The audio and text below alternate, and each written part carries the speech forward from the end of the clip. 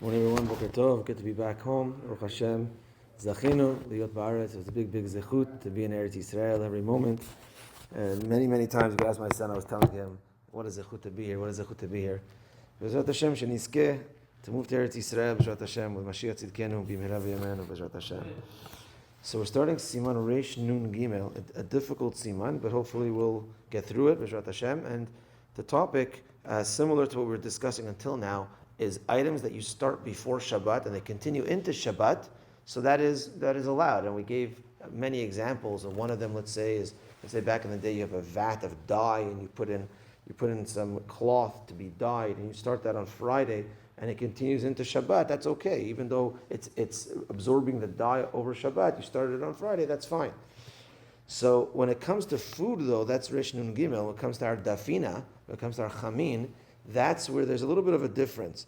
So the minhag of Bnei Yisrael is to have something hot on Shabbat morning that started cooking from the Friday before.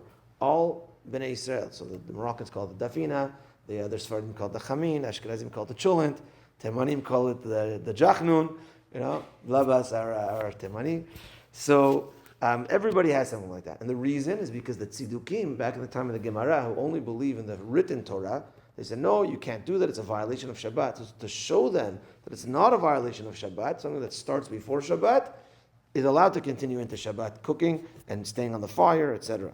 So every one of Bnei Israel has such a dish on Shabbat morning. The only thing is the Chachamim were worried about Shema Yechateh. You might come and stoke the fire, stoke the coals on Shabbat to get your food even better. That's what Chachamim were worried about. They were not worried about you mixing the dye so the dye could get stronger or any other of the examples that we gave. They weren't worried about that. But when it came to food, people wanted to make sure that they got good food and ready to go food and everything like that. So Chachamim were worried that people might touch the fire and stoke the fire on Shabbat. So therefore, now how do you have this balance? We're supposed to have a food that starts on Friday on the fire or on a heating element that's going to continue into Shabbat morning.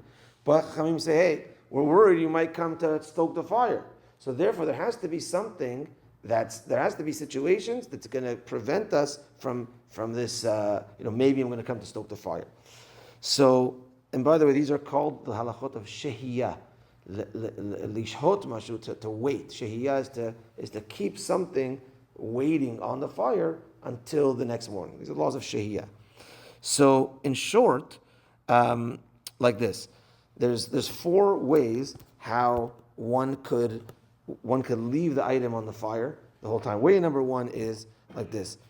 When it comes to, you go to a restaurant and you order a steak, so there's rare and medium rare, medium well. There's so many levels, because if you ask one person, you're not allowed to cook on Shabbat. So one person says, I cooked it just a little bit. So is that called a violation? Or it was already half cooked and now I put it onto the fire. Is that a violation? It was already half cooked. I want it more well done. Is that a violation? So how cooked does it need to be called cooked? We know that you're allowed to take out something that's already cooked. Let's say a piece of schnitzel. It's dry. You put it from the fridge. You put it onto a heating element. You put it onto, let's say, a hot plate, right? So that is not cooking anymore. It was already cooked. So when's considered already cooked that this won't be an issue? So the Chachamim tell us there was people that were bandits, called, I think from the family of Drusai, Ben Drusai. These people, they would eat on the go because they were always on the run. And therefore they would eat, I don't know if it was rare, medium rare maybe. The Chachamim say about a third done, about a third complete in the process of cooking. When the food was a third done, that's when they would eat it. Kemachal Ben Drusai, it was called. Because they were always on the run. You have to remember also, back in the day, meals took a long time. The fires at the stoke, it was not like a microwave and now you have a hot meal. It took a long time. So like this.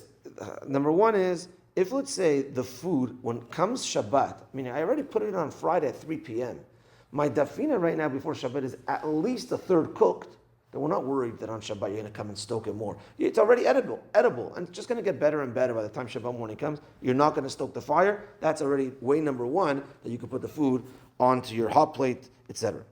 Number two is, if it was already mevushal kol tzorko, if it was already fully cooked before Shabbat, and mitztamek veralo, it could get worse and worse if I put on a hotter fire.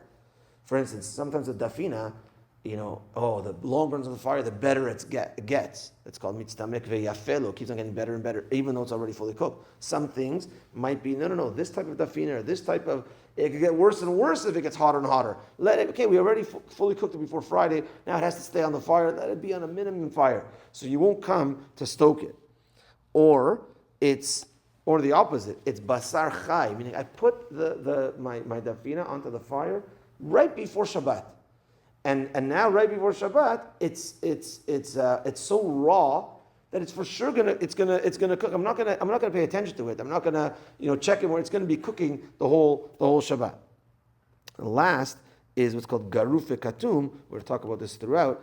Is if you remove the coals or if you cover the coals. So back in the day where there was coals, we also have coal barbecue, but if you remove the coals, now the oven still remains very, very hot, but there's nothing to stoke. There's no more coals. Or if you cover the coals in a way where it's going to remind you that I'm not going to come and stoke it. So nowadays you have covering the knobs on your oven to remind me, I'm not going to go and touch the oven. We don't stoke an oven. We don't have, people have coal barbecues, etc. But generally we don't have. So how's it going to be modern? How we're going to fit it into the halachot of now? It's covering buttons. We'll discuss that, Bezrat Hashem. Okay, that's that for today.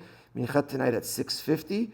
Gemara Shiur Bezrat Hashem tonight at 8:30 instead of the Haftarah Shiur. Gemara Shiur tonight at 8:30, and Zoom Shiur we will continue that next week. Bezrat Hashem. Have a good day, everyone. Time to the